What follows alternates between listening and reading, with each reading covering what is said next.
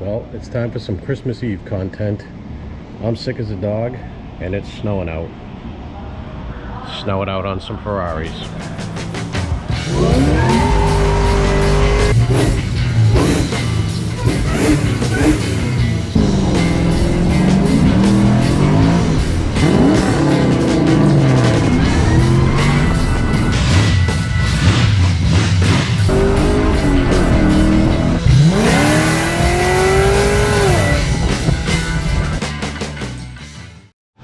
Well, the 70 Chevelle SS is all written up.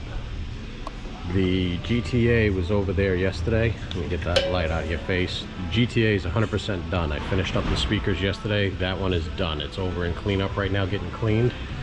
This one is written up with the exception of the speedometer is not working. So my little speedometer drive inside there, probably can't see it with this camera, turns and then doesn't turn and then stops turning, so something's wrong with that gear. Problem is, to access the gear I need to get the shifter assembly out of the way, so we don't know if we're going to do that today or not, but I do have all my parts for the 72, so we're going to work on that. Well, I lied. I don't have all my parts, but I have most of them. I've got everything except for that horn relay, because the first two places we ordered them from had them listed as in stock and they no longer have them. But I've got everything else, so we're going to do our turn signal switch, the horn cam, the oil change. Let's see, what else did I have here? Alignment, repack the front bearings. I already adjusted the door handle on the passenger side, and paintless dent removal. I already did the two little dents I found in the rear. What I am going to show you today, as I dig into the column, is, if you remember, this column is a little loose. So I'm going to show you how to take care of that. She's got some nice wax on her, huh? So, like I said, I'm sick as a dog right now. Hate it. Absolutely hate it, because I never get sick. It's usually once a year. So hopefully this is my once for the year. And now we're going to do the oil change on this thing first. And then get moving on all the other stuff I got to do on it. Because the oil change and adjusting the wheel bearings are, I think, the only reason I would have to have this car in the air. So we're going to take care of those first. Alright, so steering wheel, turn signals, horn, all that good stuff. We're going to get into that now. So I said I was going to see if I can't take care of that. I have an idea of what it is. I just have to see how far I've got to get down into it.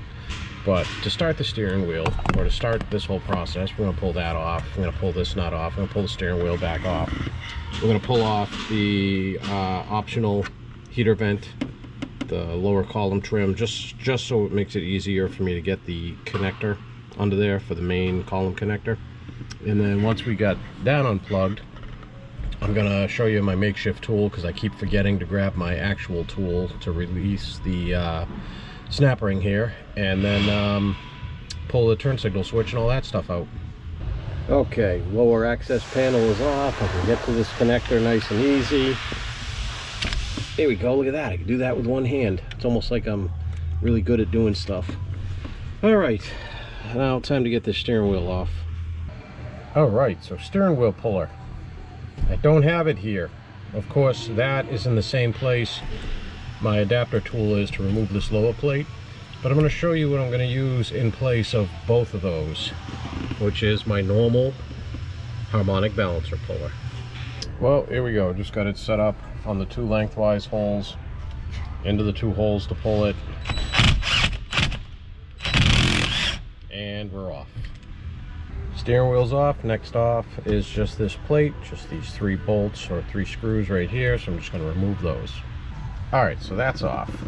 Just so happens, let me get my light over here, that my screw for the turn signal lever lined up perfectly, so I'm going to remove that, and then I'm going to show you how I put this on to be able to compress this down to get, I don't know if you can see it in there, you can kinda, the little snap ring that's in there.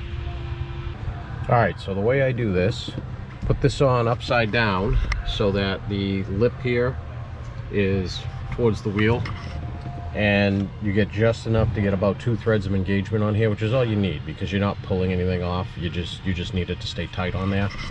And then I put in this other screw or other bolt with a nut and a washer, and what I'm going to do is hold that and tighten this in, and this will push down on this. I'm going to put one on top, one on bottom, obviously, and that'll compress this in because there's a pretty decent spring behind this that holds the forward tension on this.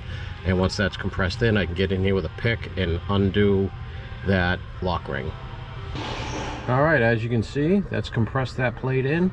So now I have room to get my pick in there and get that snap ring off and slide that up towards the column side up here and pull the whole thing off.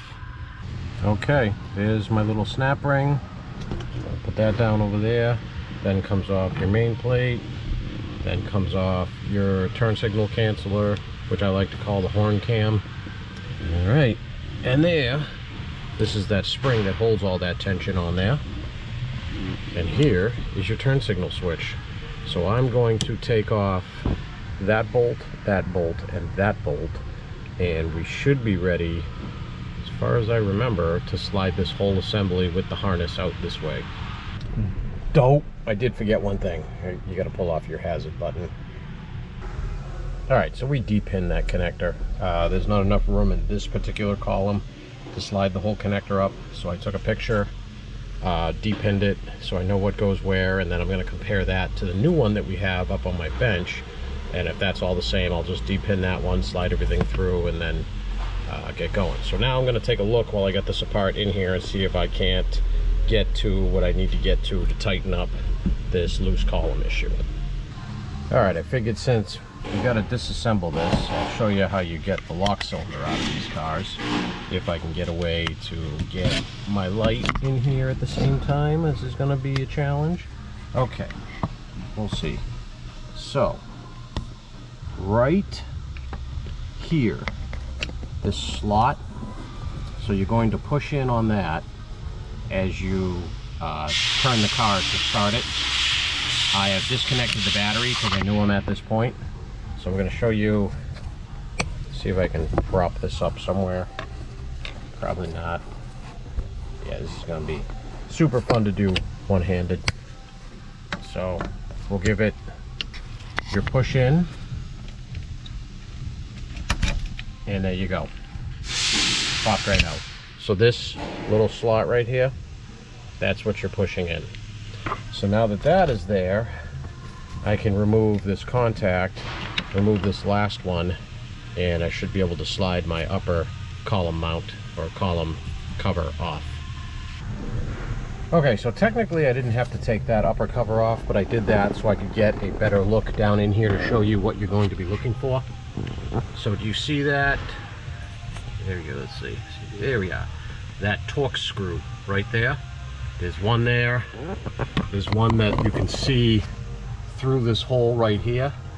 Those Torx screws loosen up, and that's your lower mount. Super common on all these older GM tilt columns. So to tighten those, the easy way is use a wobble extension, 1/4 inch. This is what? This is a E8 Torx. So I'm gonna put this on there and then show you how much. Actually, I might be able to do this with one hand. Let's see. Oh yeah, we're on there. So let's see. Ready? Oh yeah, super loose. And just tightening that, I watched the column move. That's loose down there because I loosened the bottom out. But this whole wobble we had up here is now gone. So I'm going to tighten the other one that I can get to, and we're going to call that a day. That's tight, and then I can start putting everything back together. All right, that's awesome. That is just completely took all that slop out of there. So this is going to be a nice tight column now. So now I'm just going to start reinstalling stuff, reverse the procedure that I took it apart. All right, so before I get any further, all I've put back on is this upper column cover, and I just wanted to show you so you can see that hole in there that you have to get down through, and you can see the bolt down through there. I can see it. The light makes it hard to see it. So you don't have to take this upper column off, but I did just so I could show you where they are, because, you know, you can't see them right now with the camera, but I can see them with my eyes. Weird. Who would have figured? The old one I could not slide out with the connector still on it. The new one had no problem fishing it right down through. Okay, and the whole reason I replaced this turn signal switch. You see this? This is your contact for your horn. See how it pops all the way up? This one, see how it's like way down? It'll come out more. Let me see if I can do this with one hand. Here we go. It'll come out more, but the spring is just junk, so it won't hold it out. And that was causing that to lose contact with the back of this, because that's what passes the current through. And actually, I've got a new one of these up on the table. And just like that, we're all back together. Nice and tight now. Everything works. We got directionals. We got hazards.